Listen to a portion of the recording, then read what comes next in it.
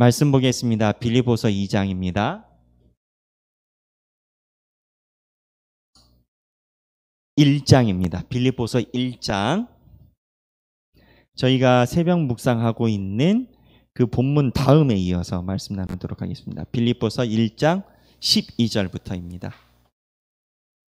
빌립보서 1장 12절부터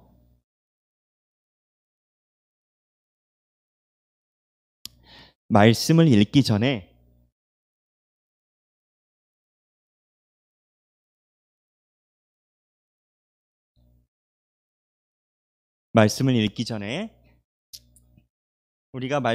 우리가 이해할 수 있는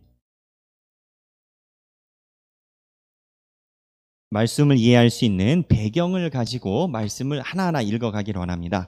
빌립보서 보면 제가 새벽 말씀 묵상에서 몇 번 말씀을 드렸지만, 먼저 우리가 바울의 상황에 대해서 가지고 있는 선입견을 버리고 냉철하게 바울의 상황을 봐야 됩니다. 바울은 어떻게 보면요, 유대인들 입장에서는 새로운 기독교를 전파하는 사람입니다. 이제 새롭다라고 하니까 용어가 좋은데, 유대교 입장에서는 기독교가 이단입니다. 그러니까 예수님을 죽인 거예요. 유대교에 하나님 아들이 어디 있고 하나님 아들이 예수님이 어디에 나옵니까? 그러니까 유대교를 신봉하는 사람들 입장에서는 바울이 이단합니다. 그런데 예수님의 제자들 사이에서는 바울은 눈에 가십니다. 똑똑하니까는 언변에서 붙어서 이길 자신은 없고, 그런데 분명히 소시적에 사울이란 이름으로 우리의 형제들을 다 죽였으니 아무리 예수님이 된다 해도 우리는 불편하고, 그래서 바울은 갈라디아에서부터 줄기차게 예수님의 제자들과도 논쟁이 붙습니다. 심지어는 베드로가 바울이 이방인들 사역자로 불려서 이방인들과 선교를 하는데, 예수님의 제자들 사이에서도요, 이방인을 전도를 해야 되느냐 말아야 되느냐에 따라서 분파가 쫙 쪼개져 있었습니다. 그러니까 예수님의 제자들은 다 유대인이에요. 그렇잖아요. 근데 예수님의 제자인 유대인들은 아무리 예수님을 메시아로 만났어도 그래도 이방인을 전도하는 것까지 생각이 열리진 않아요. 근데 바울이 왔단 말이죠. 근데 이 바울은 안 그래도 젊었을 때 눈에 가시처럼 행동하더니 우리가 불편한 이방인들을 하염없이 전도를 하고 다니는 거예요. 그래서 왜 이방인을 전도하냐라고 논쟁이 붙으면 바울이 얼마나 똑똑해요. 그러니까 유대인들 제자 사이에서도 바울이 불편한 거예요. 그래서 그런 모든 여정이 바울의 삶의 여정이에요. 그러니 바울은 가는 데마다 싸움이 붙었습니다. 우리는 바울 서신을 은혜로 읽고 은혜다 생각을 하지만, 바울은 가는 데마다 싸움이 붙었고, 사도행전에 보면 사도행전에 바울이 세운 교회 중에 충돌 안 일어난 교회가 어디 있습니까? 가는 데다 싸움 났고, 싸움 날 때마다 바울은 호롤단신이었어요. 왜 호롤단신이냐? 아까 얘기한 것처럼 유대인들은 바울 싫죠? 근데 같은 기독교인들 안에서도 헬라파 유대인과 히브리파 유대인들이 있는데, 히브리파 유대인들은 바울이 너무 싫죠? 그 헬라파 유대인들만 조금 바울을 포용하고 싶은데, 이 이방인 계열 유대인들도 자기네들이 생각하는 분파가 또 있었습니다. 그러니까는 이방인들을 선교하는 헬라파 유대인들 사이에서는 또 바울이 좀 직설적인 표현 쓰겠습니다. 박쥔 거예요. 이방인이 아닌데 유대인의 얼굴로 이방인을 변호를 하는데, 뭔가 분파로 따지면 우리 라인이 아니다 이거예요. 바울은 어느 라인에도 들어갈 수가 없었어요. 그러다가 빌립보 교회에 와가지고 감옥에 갇힙니다. 빌립보서는 바울이 제가 묵상에서 나눈 것처럼 원래는 아시아로 가서 전도를 하려고 했는데, 꿈에서 환상이 나타나서 마게도냐로 넘어갔는데, 이 마게도냐가 유럽의 첫 관문이거든요. 이 마게도냐에서 처음으로 세운 교회가 어디다? 빌립보 교회예요. 근데 유럽에서 처음으로 빌립보 교회를 세웠으면, 자, 여기서 또 얼마나 많은 논쟁이 일어나겠습니까? 교회를 세우는 족족 논쟁과 싸움이 일어나요. 그런데 바울이 이 빌립보의 교회를 세우었는데, 세우자마자 감옥에 갔단 말이에요. 그러면 사람들이 뭐라고 하겠습니까? 바울이 결과론적으로 예수님의 제자라면 감옥에 갈 일이 없어야지. 예수 믿고 잘 안 됐네? 그 얘기가 100% 나오는 거예요. 그러니까 바울이 감옥에 갇히면서 자기의 입지가 확 줄어든 겁니다. 예수 믿었으면 잘 돼야지. 아니, 그리고 예수님의 제자라면 감옥에도 가면 안 되잖아. 근데 왜 바울은 감옥에 갔어? 라는 이 바울을 중심으로 소위 요즘 어려운 말로 헤게모니 논쟁, 우리말로 얘기를 하면 누가 그 이슈를 선점하느냐에 따른 이 세계관의 충돌, 이게 다 어려운 말이지만 쉬운 말로는 바울이 벌 받았냐 복 받았냐 이걸 놓고 막 주변에서 이제 말이 있는 거예요. 그때 바울이 써내려간 게 빌립보서입니다. 빌립보서인데 오늘 바울이 그 입을 딱 떠요. 오늘 본문부터 이제 바울이 그거에 대해서 자기의 의견을 얘기를 합니다. 그래서 뭐라고 얘기를 하냐면 1장 12절 읽어보겠습니다. 1장 12절 시작. 형제들아, 내가 당한 일이 도리어 복음 전파의 진전이 된 줄을 너희가 알기를 원하노라. 자, 여기서 바울이 당한 일이 뭘까요? 자, 여기 바울이 뭘 당했대요? 12절에. 뭘 당했을까요? 감옥에 갇혔다는 소리예요. 제가 방금 설명한 것처럼 감옥에 갇혀가지고 사방군대에서, 아니 감옥에 갇혀서 구해낼 생각하기는커녕 바울을 놓고 저게 잘된 거냐 못된 거냐, 하나님이 복을 받은 거냐 안 받은 거냐, 이 논쟁이 붙은 거예요. 그래서 이걸로 이게 바울이 이야기를 하는 게 주변 사람들에게, 형제들아, 내가 지금 감옥에 갇힌 게 밖에서는 많은 얘기했지만 결과적으로는 이게 복음이 된 거야 라고 바울이 해석을 다르게 가져가는 거예요. 세상이 말하는 복 받았냐 안 받았냐가 아니라 이게 복음 전파의 다른 방법이 된 거야 라면서 13절 읽겠습니다. 시작. 이러므로 나의 매임이 그리스도 안에서 모든 시위대 안과 그 밖의 모든 사람에게 나타났으니. 이게 13절이 무슨 얘기냐? 나의 매임이, 내가 감옥에 있는 것이 그리스도 안에서 모든 시위대 안, 시위대면은 정부 관료, 지금으로 얘기하면 공무원들에게 싹 알려졌고 그 밖에 모든 사람에게 나타났다라는 거예요. 지금 얘기로 하면 온 동네 소문 다 났다라는 거예요. 내가 감옥에 온 거 온 동네 소문 다 났다라는 거예요. 정부 고위 관료도 누구든 다 소문을 받아서 소위 내가 핫 이슈가 됐다라는 거예요. 바울이 그러면서 14절 읽겠습니다.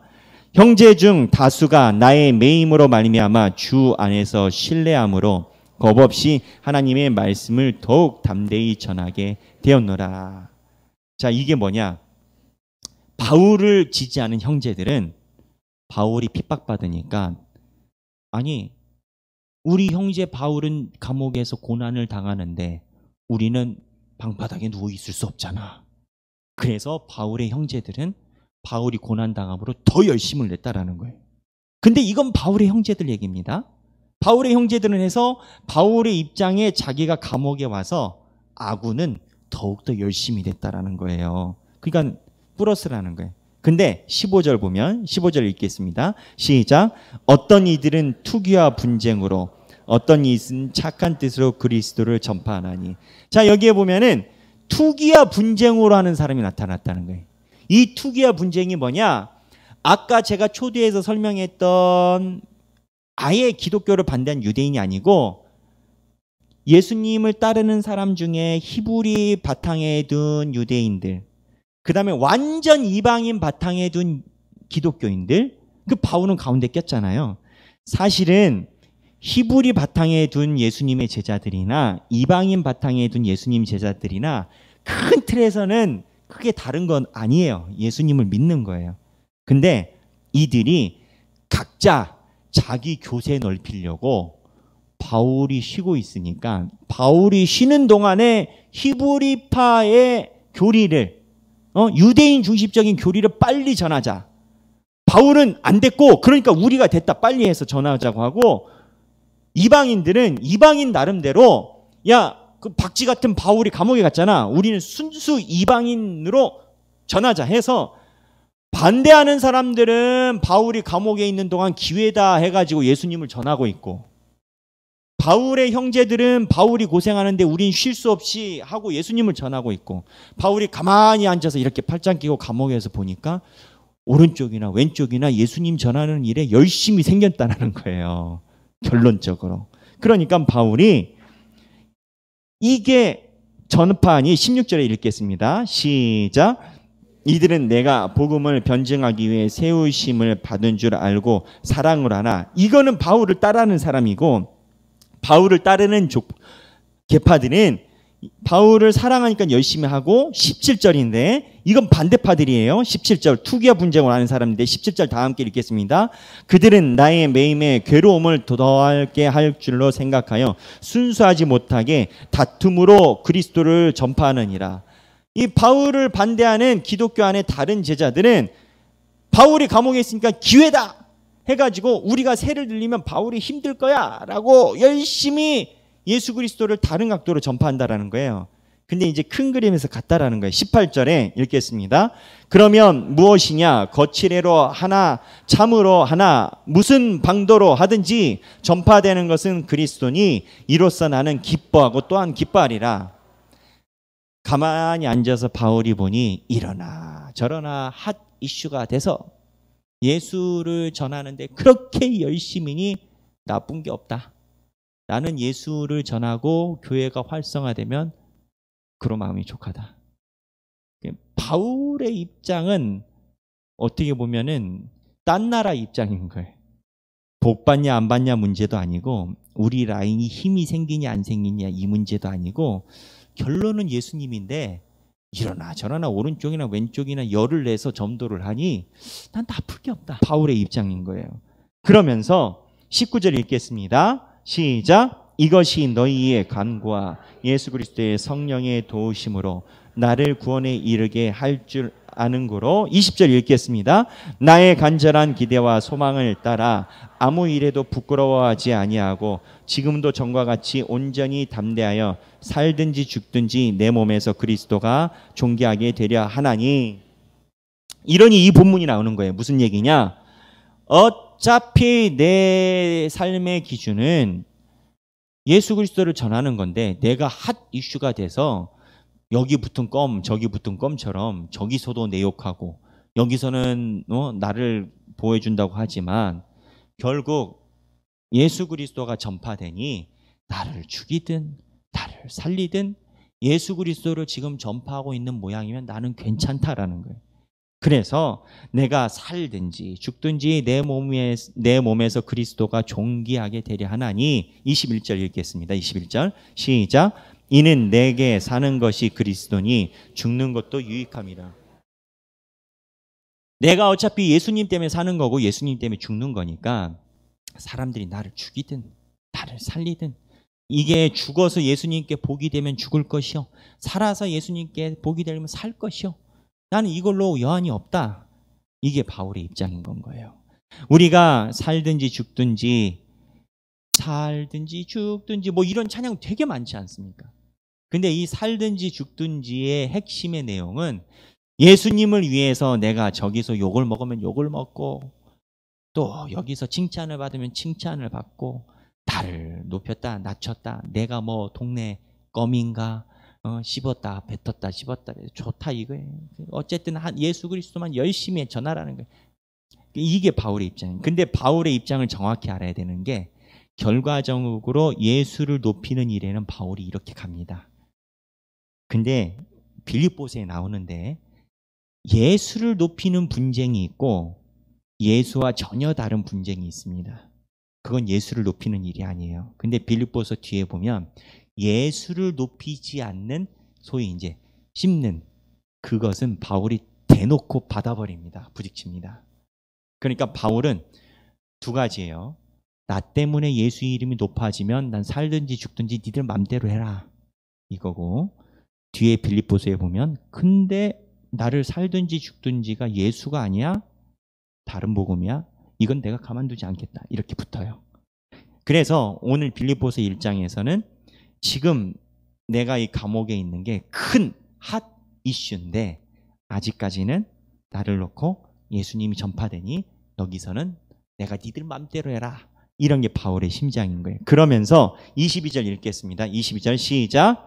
그러나 만일 육신으로 사는 이것이 내 일의 열매일진데 무엇을 택해야 할지는 나는 알지 못하노라.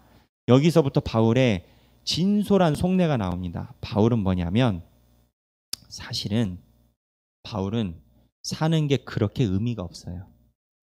바울은 어차피 시간 지나면 하나님께 갈 거고 안 갈 수 있는 사람도 없고 나는 지금 하나님께 칭찬받을 일 했고 하나님이 나 데려가 주셨으면 좋겠다. 이게 바울의 고백이. 이게 죽고 싶은 우울증과는 다릅니다. 자살과 달라요. 왜 다르냐? 자살은요, 이 삶에서 희망이 없고 내가 무기력하다고 느끼기 때문에 자살을 택하는 거예요. 근데 바울은요, 이 땅에서 내가 뭘 하고 안 하고에 관심이 없어요. 자살은 어떻게 보면 기본적으로 생각을 이 땅에 두고 있는 거예요. 복을 받든 못 받든 모든 판단이 이 땅에 있으니 이 땅을 결자해지해서 이 땅을 떠나는 게 자살인데, 바울은 그게 아니라 이 땅에 있어도 땅이 없어도 땅이 기준이 아니고 예수님이 기준인 거예요. 그러니까 죽어도 좋겠고 살아도 좋겠고, 그런데 솔직히 나한테 물어보면 예수님이 나 데려가면 좋겠다 이거예요, 바울. 그러면서 23절에 읽겠습니다. 23절에 시작. 내가 그들 사이에 끼었으니 차라리 세상을 떠나서 그리스도와 함께 있는 것이 훨씬 좋은 일이라. 그렇게 하고 싶으나, 바울이 그렇게 얘기를 하잖아요. 내가 둘 사이에 꼈다라는 거예요. 내 마음은 예수님 옆에 있고 싶은데 이 생명이 안 끊어져 가지고, 생명을 왜 끊어야 되겠어요? 하나님이 끊으시는 거고, 하나님이 나에게 생명을 주시는 이유는, 제가 누차 얘기를 합니다. 신자에게 호흡이 있는 이유는 이 땅에서 하나님의 소명을 하라는, 우리의 소명이 끝나면 우리는 호흡이 끊어집니다. 거꾸로 이야기를 해서 신자에게 죽음은, 이제 뭐 여긴 다 우리가 살아있으니까 신자에게 죽음은 하나님의 은총인 거예요. 왜 은총이냐면 이 땅에서 소명이 다 끝났기 때문입니다. 제가 아는 장로님 중에 한 분이 교회를 오래 섬기셨어요. 그리고 그 교회에 모든 걸 헌신하시고 재산도 다 헌신하셨어요. 근데 제가 볼 때도 너무 바보처럼 교회를 섬기셨어요. 죄송하지만 그 교회가 그 장로님이 헌신하는 정도로 순결하지 못했고 그 교회가 순수하지 못했어요. 순수한 분이 모든 걸 헌신을 해도 교회가 순수한 결과를 내지 못하는 교회였어요. 그 장로님이 그 교회를 섬기는 과정에서 건강을 다 버렸고 간이 다 무너졌고 쓰러졌고 간을 이식하는 수술이 여러 번 있었고, 그런데도 그 장로님은 교회를 순수하게 섬기고 교회를 탓하기보다는 본인의 인생을 정리하는 방향으로 가셨어요. 그러다 그 장로님께서 결국에는 건강이 안 좋아지셔서 별세를 하셨어요. 물음표. 하나님의 교회를 온전히 순전하게 섬겼는데 왜 이 장로님이 별세하시? 이 땅에서 순수함을 지향하고 계속 하나님 나라를 구현하면, 우리가 할 수 있는 범위를 넘어가면 하나님이 데려가신다라고 저는 생각을 해요. 아무리 우리가 이사야처럼 예수님처럼 살려고 해도 이 땅이 받지 못하면 하나님이 데려가요.